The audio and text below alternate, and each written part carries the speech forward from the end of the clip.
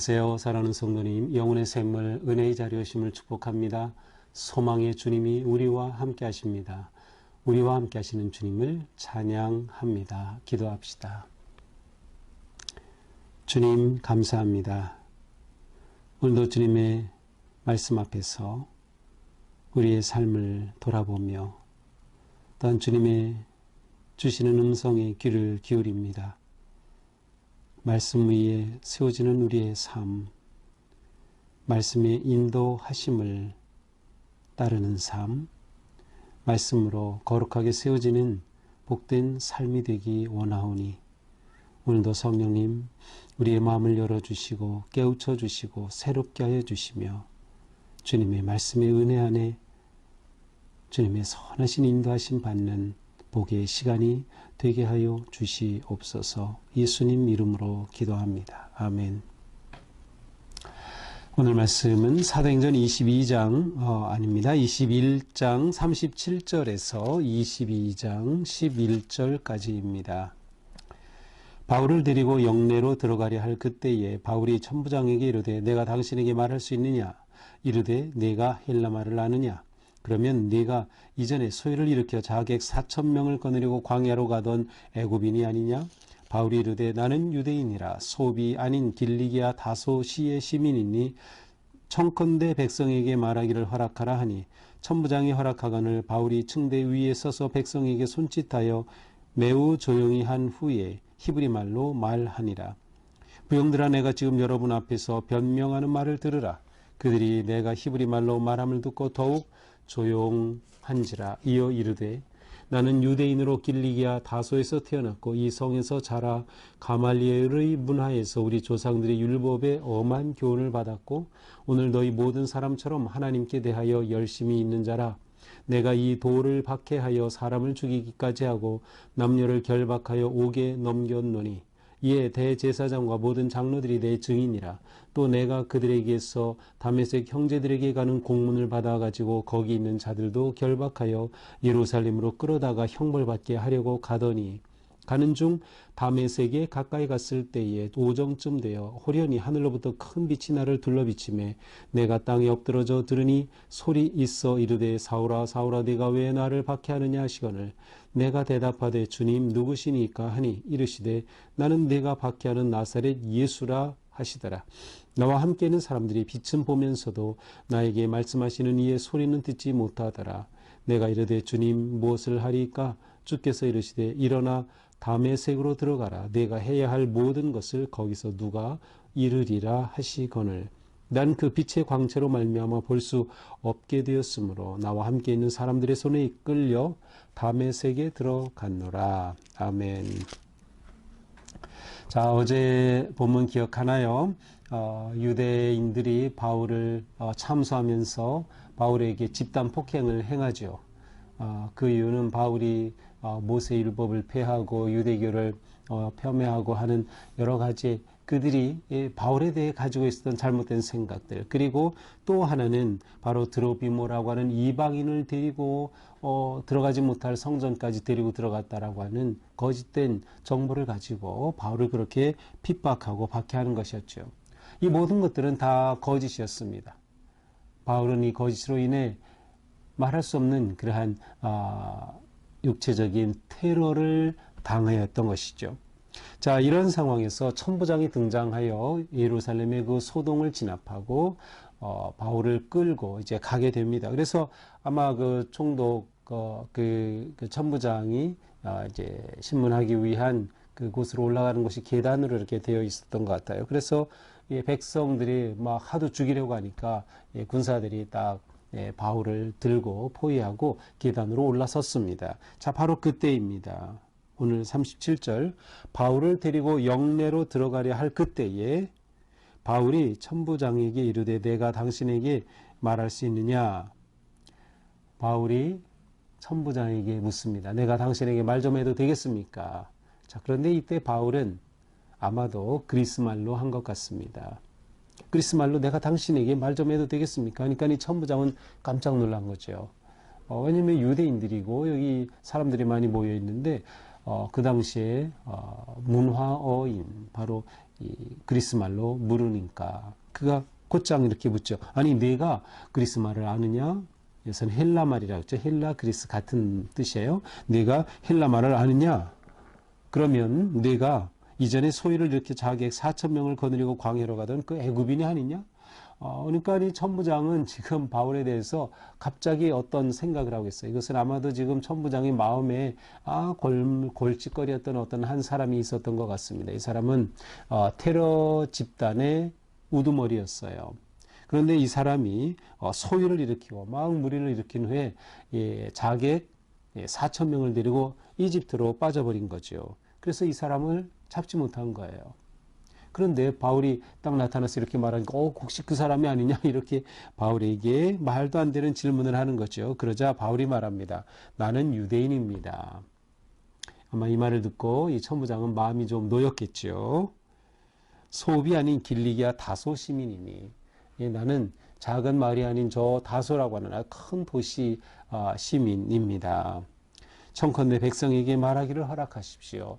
내가 여기 나를 이렇게 박해했더니 사람들에게 좀 말할 기회를 내게 주십시오라고 천부장에게 요청하죠. 그러자 천부장이 허락합니다. 이제 바울은 끌려 올라가던 아니면 그 군인들이 포위해서 이렇게 올라가던 바로 그 계단 층계 위에 섰습니다. 40절. 층대 위에 서서 백성들에게 손짓해서 조용히 하게 한 후에 히브리 말로 말합니다. 자, 천부장에게는 그리스 말로, 또 이 백성들에게는 히브리 말로. 왜냐하면 이 사람들은 다 히브리 사람들이겠죠. 아마도 학자들은 히브리 말일 수도 있지만 아람어가 아닐까 이렇게 봅니다. 히브리 말은 유대인들의 고유어고요. 아람어는 이 당시 팔레스타인 지역에서 사용되던 일상 언어가 아람어였습니다. 그래서 아마도 아람어였을 것이다 라고 생각을 합니다. 자, 이렇게 바울은 굉장히 그리스어에 능통하고 히브리어에 능통하고 아람어에도 능통한 대단한 학자였습니다. 그러니까 바울은 자기에게 있는 이러한 그 언어의 실력을 이용하는 것이죠. 그는 그것을 드러낸 적 없고 자랑한 적 없어요. 하지만 그것을 이용하는 것이죠. 그래서 사람들에게 히브리 말로 말하니까 깜짝 사람들이 또 주의를 집중하게 되죠. 자기 귀에 들리는 말이니까. 그러면서 바울이 그들에게 변명하는 말을 하기 시작합니다. 그래서 변명이라고 이렇게 되어 있지만 변명, 변호 아니면 해명의 의미가 있어요. 그래서 바울이 사람들이 자기를 막 치고 테러를 강했으니까 집단 폭행을 당했는데 바울 입장에서는 자기를 설명해 주는 거죠. 해명하는 것이죠. 당신들이 나 오해했습니다. 나는 이런 사람이요. 라고 하는 것을 말하려고 하는 것이죠. 자, 그가 히브리 말로 말함을 듣고 더욱 조용히 합니다. 히브리 말로 하니까, 아람어로 하니까 조용해졌어요. 바울이 말하기 시작합니다. 나는 유대인으로 길리기아 다소 출생입니다. 자, 길리기아는 바로 이스라엘에서 북쪽으로 쭉 올라가면 이제 안디옥이 있죠. 거기서 더 올라가서 터키 지역으로 들어가는 첫 큰 지역이 길리기아입니다. 그 남쪽에 다소라고 하는 것이 있어요. 바로 이 길리기아 다소에서 태어났습니다. 자기 출신이죠. 이 당시 다소라고 하는 것은 그리스 아테네와 맞먹을 정도로 교육과 문화에 아주 대단한 도시였어요. 바로 이곳의 시민이라는 거. 난 이곳에서 태어났다는 거죠. 자, 그 다음 이 성에서 자라. 자, 이 성은 여기서 논란이 있습니다. 이 성이 다소라고 하는 성을 말하는지 아니면 지금 이들이 있는 예루살렘 성을 말하는지 그것은 확실하지 않아요. 어떤 사람은 다소다, 어떤 사람은 예루살렘이다. 저는 그냥 예루살렘으로 보는 게 좋을 것 같아요. 왜냐하면 그 뒤에 바로 이성에서 자라 가말리엘의 문화에서 가말리엘이 자기 지도 교수였다는 거예요. 가말리엘한테서 배웠다는 거예요. 율법을 배웠다는 거죠. 그러니까 이 가말리엘이 예루살렘에서 가르쳤기 때문에 다소에서 가르쳤다면 다소라고 볼 수 있지만 그렇기 때문에 아마도 이 성은 예루살렘으로 보는 것이 좀 더 옳지 않을까 저는 그렇게 생각을 해요. 자, 가말리엘의 문화에서 배웠다는 거예요. 이 당시 이스라엘에는 율법에 관한 두 개의 아주 큰 학파가 있었어요. 하나는 힐렐 학파, 하나는 샴마이 학파입니다. 근데 바로 이 가말리엘은 힐렐 학파의 수장입니다. 아주 대단한 그러한 사람이죠. 그러니까 그 당시 최고의 율법 석학입니다. 바로 그 밑에서 배웠다는 겁니다. 그러니 이 바울이 율법에 대해 얼마나 능통했겠습니까? 우리 조상들이 율법에 엄한 교훈을 받았다. 아주 철저하게 교육을 받았다는 것. 특별히 이 힐레락파에서는 말씀 율법에 대한 온전한 해석과 실천을 강조한 그러한 학파였어요. 그래서 바울이 이 율법을 배우고 아니 저 그리스도인들이란 저 사람들 율법을 폄훼하고 막 그런다고 생각하고 그들을 박해했던 것이죠. 바울이 나는 이런 사람입니다 라고 그들에게 소개하는 거예요. 오늘 너희 모든 사람처럼 하나님에 대해 열심히 있는 자라. 네, 여러분처럼 하나님에 대해 정말 열심히 있는 그런 사람입니다. 율법에 대해 열심히 있는 사람입니다. 이렇게 말하고 있는 거예요. 자, 여기서 바울은 자기가 어디 출신인지, 어디서 성장했는지, 그리고 자기가 어떤 교육을 받았는지를 말하죠. 이렇게 출신 성장 교육은 이 당시 그리스 문화권에서 자서전을 쓴다거나 자신을 소개할 때 들어가던 아주 필수 3대 요소였어요. 바울은 바로 이런 것을 그대로 인용해서 사용해서 자신을 이렇게 소개하고 있는 것입니다. 그러면서 4절 내가 이 도를 박해하여, 여기서 이 도는 바로 예수 그리스도죠. 복음을 말하죠. 이 복음, 예수 그리스도의 가르침, 그 도와 진리를 박해하여 사람을 죽이기까지 하고 남녀를 결박하여 옥에 넘겼으니 내가 하나님에 대해 열심히 있었기 때문에 그 열심을 가지고 예수 믿는 자들을 내가 박해하고 죽이기까지 했습니다. 그리고 이 예루살렘의 대제사장과 장로들까지 나를 이것에 대해서 허락을 내려줬고 이들이 바로 내가 어떤 사람이었는지 다 증인입니다. 실제로 이들은 바울이 누구인지를 잘 알고 있어요. 그래서 그들에게 허락을 받아가지고 내가 그들에게 가서 다메섹의 형제들에게 가는 공문까지 그렇게 허락까지 받아가지고 그곳까지 가서 막 결박하고 예수 믿는 자들을 그렇게 투옥하고 끌어다가 형벌을 받게 하려고 했습니다. 그런데 다메섹으로 가까이 갔을 때 오정쯤 돼요. 호련히 하늘로부터 큰 빛이 나를 둘러 비쳤다. 오정쯤 되었을 때 갑자기 하늘에서 큰 빛, 그 빛이 너무나도 강렬했기 때문에 그 빛에 바울은 눈이 멀었어요. 그래서 며칠간 보지 못하게 된 거죠. 그렇게 강렬한 빛이 임했다는 거예요. 아, 이거 어디서 본 내용이죠? 맞아요. 9장에서는 누가가 이 사도행전을 기록했죠. 그래서 누가의 입장에서 바울에게 일어났던 이 회심의 사건이라고 하죠. 이 사건을 그대로 역사적 기술을 했어요. 그런데 오늘 본문 22장에서는 바울이 자기의 이 체험을 진술하는 겁니다. 26장에서도 또 한 번 더 나와요. 그래서 바울의 회심 사건이 사도행전에 3번 기록되어 있는 셈이에요. 오늘은 그 2번째죠. 그래서 바울이 자기의 그 경험을 설명하는 것입니다. 큰 빛이 둘러비치며 땅에 엎드러졌어요. 그런데 소리가 들렸습니다. 사울아 사울아 내가 왜 나를 박해하느냐. 사울아 내가 왜 나를 박해하느냐.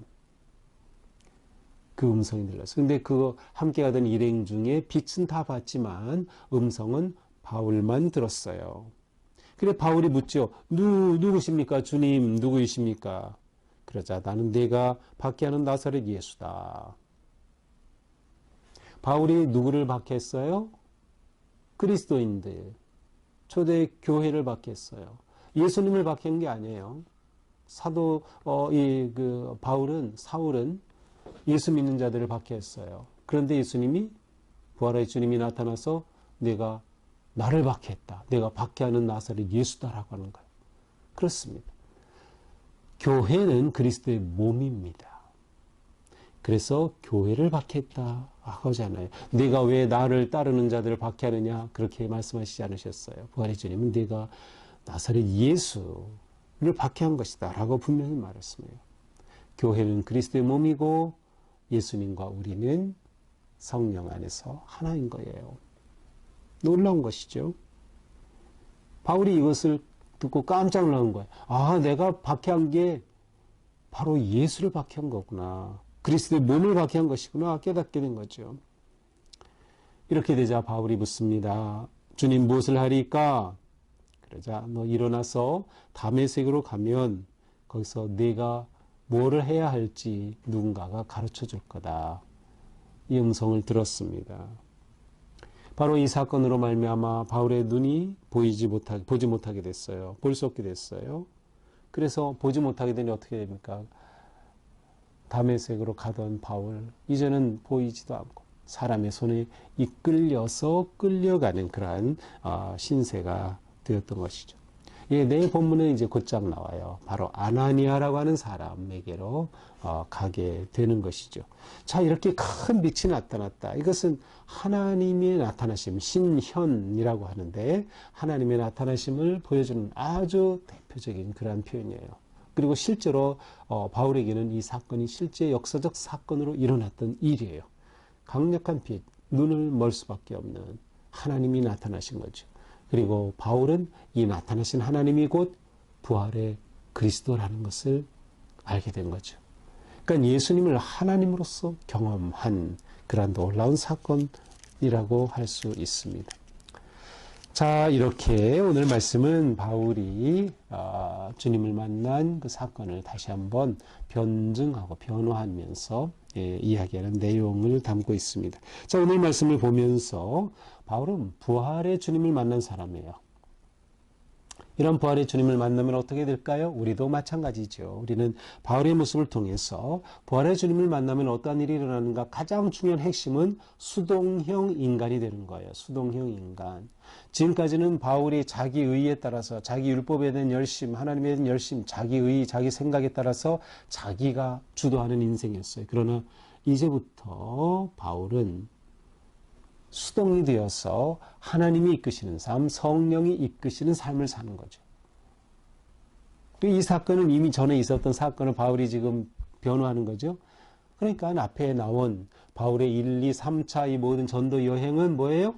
자신이 주도한 것이 아니라 성령님을 따르는 것이에요. 그래서 성령 행전이 되는 것이죠. 이것은 우리에게 너무나도 중요합니다. 내가 예수님을 믿는다, 잘 믿는다, 바르게 믿는다. 그것은 내 인생의 주인은 예수님이시다라는 것을 고백하고 실제로 예수님을 따르는 거예요. 수동적이 되는 것이죠. 이것이 진정한 부활의 주님을 만난 성도의 모습입니다. 자, 부활의 주님을 만나면 또한 인생의 방향이 정해집니다. 바울은 그 방향이 분명했기에 지금 3번이나 전도 여행을 했던 것이죠. 인생의 방향이 정확하게 정해지는 거예요. 그 방향의 핵심은 뭐예요? 하나님의 영광이에요. 하나님의 기쁨이 되는 삶. 어떻게 하나님의 기쁨이 돼요? 하나님의 뜻에 순종하는 삶. 그 하나님의 뜻이 뭐예요? 사명인 것이죠. 복음을 전하고 복음을 살고 하나님을 기쁘시게 하는 것. 바로 이것이 사명인 거죠. 바울은 이것이 아주 분명했기 때문에 그것을 위한 것이라고 하면 그것이 핵심이고 그것이 본질이었기 때문에 그 외의 것들에 대해서는 얼마든지 융통성이 있었어요. 그러나 이것을 위해서라면 그는 목숨도 아끼지 않고 헌신한 그런 사람이었죠. 따라서 이전에 바울이 율법에 대해 가지고 있었던 열심보다 더 중요했던 것은 뭐예요? 방향인 겁니다. 그 열심 아무리 열심히 해도 방향이 잘못되면 그릇된 거예요. 그러니까 우리에게 중요한 것은 방향이 정말 중요하다. 그리고 이 방향 위에 열심이 더해질 때 놀라운 성령의 역사가 우리의 삶 가운데 드러나게 된다고 하는 것이죠. 또한 부활의 주님을 만난 사람은 모든 상황을 기회로 삼습니다. 바울은 자신이 이렇게 폭행을 당하고 천부장이 나타나서 군인들이 끌려가면서 이것을 기회로 삼는 거죠. 복음을 전할 기회로 삼는 거예요. 고난이 기회가 되는 것이죠. 위기가 기회가 되는 것이죠. 그래서 그는 자신의 회심 체험을 이야기하면서 그들에게 예수 그리스도를 선포하는 기회로 삼았던 것이죠. 오늘 우리의 삶도 빛을 따르는 삶. 그래서 세상에 대해 열려졌던 눈은 다 닫히고 생명의 빛을 따르는 수동적인 예수님의 인생의 주인이 되는, 그러나 부르심의 허이시라는 것은 능동적이어야 돼요. 적극적이어야 돼요. 그러한 거룩한 삶으로 오늘 하루가 하나님께 기쁨이 되기를 축복합니다. 기도합시다. 주님, 감사합니다. 오늘 말씀을 통해서 우리에게 주신 음성에 순종하게 하옵소서. 예수님을 내 삶의 주인으로 모시고 주님으로 모시고 언제나 주님의 뜻에 순종하며 기쁨으로 하나님의 뜻을 향해 나아가는 우리의 삶, 부활의 주님과 함께 동행하는 영광의 삶으로 인도하여 주시옵소서. 예수님 이름으로 기도합니다. 아멘. 네, 오늘도 주님의 사랑과 은혜로 우리 삶이처럼 거룩하고 아름답기를 축복합니다. 사랑합니다.